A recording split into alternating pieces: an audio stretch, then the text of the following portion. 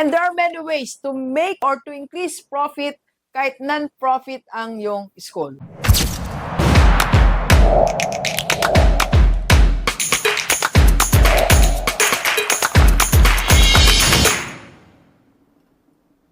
Okay, Gilibers. Ito, may na-receive tayong tanong. Doc, how to increase the profit of our non-profit school? Alright? Non-profit school and you want to increase its profit. So, ano nga bang dapat natin gawin?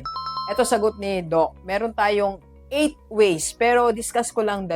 Then yung 6 po, you attend our seminar, Run Your School as a Business. So, ang venue natin, lagi tayo nasa AIM Conference Center. Mag-message lang po kayo sa ating FB page, yan po aking FB page, or sa aking personal FB, yan po aking personal FB.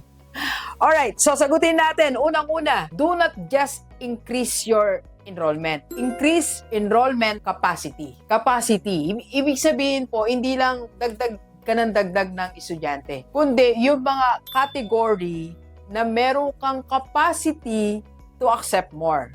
Example, may mga schools po kasi na meron 2 sections lang. So, yung 2 sections na yon, meron lang capacity per room na, for example, 15 students or 20 students. So, kahit maraming mag-enroll, hindi mo na rin matatanggap. So, you cannot increase your profit. So, ang dapat mo increase is your capacity.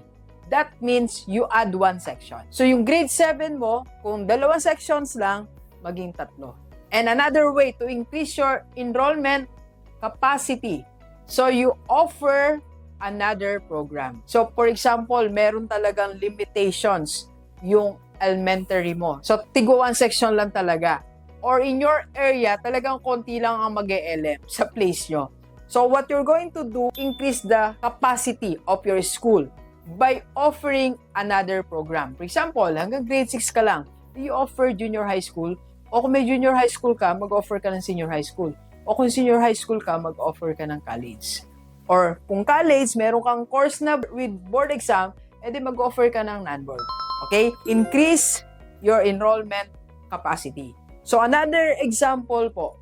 Example talagang, Doc, wala akong space para magtayo ng isang classroom for the 3rd section or for junior high school. Talagang limited lang space natin. Parang kanina meron akong notes. Meron po akong program, Coach Me program. So, one-on-one po yon from Laguna si Ma'am Jessica. Hi, Ma'am. Limited lang talaga ang pwede niyan tanggapin. Kasi sabi ko sa kanya, gawin mo, gamitin mo yung classrooms mo sa afternoon or evening.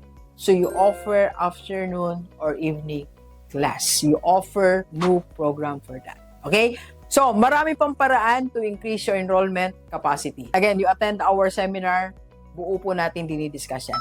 Second way to increase your profit kung non-profit ka. Alam nyo, kahit non-profit ang iyong school, you can still launch school-based business. So, paano ba yung school-based business, Doc? Anong mga pwede nating i-offer? First, tingnan natin yung ating facilities. Tingnan mo po ang iyong canteen. Okay? Kung wala kang canteen, maglagay ka ng canteen.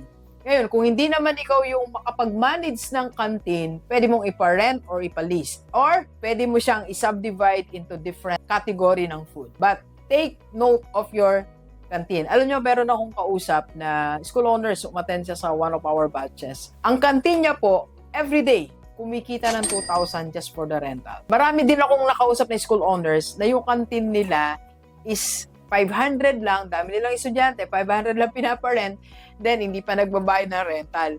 So, yusin natin, reorganize, relaunch the management of your school canteen. Okay? Next, marami pa tayong services na pwedeng i-offer sa school natin. So, printing services, tutorial, rental, or selling the products of your students. Meron akong isang attendee from sa province, sa maraming mango. Ano nga ba yun, Ashley? Maraming mangga. Letter C eh. Nasa dulo ng dila ito. Okay. So, she's selling agricultural products na na-produce din ng estudyante niya. Alright?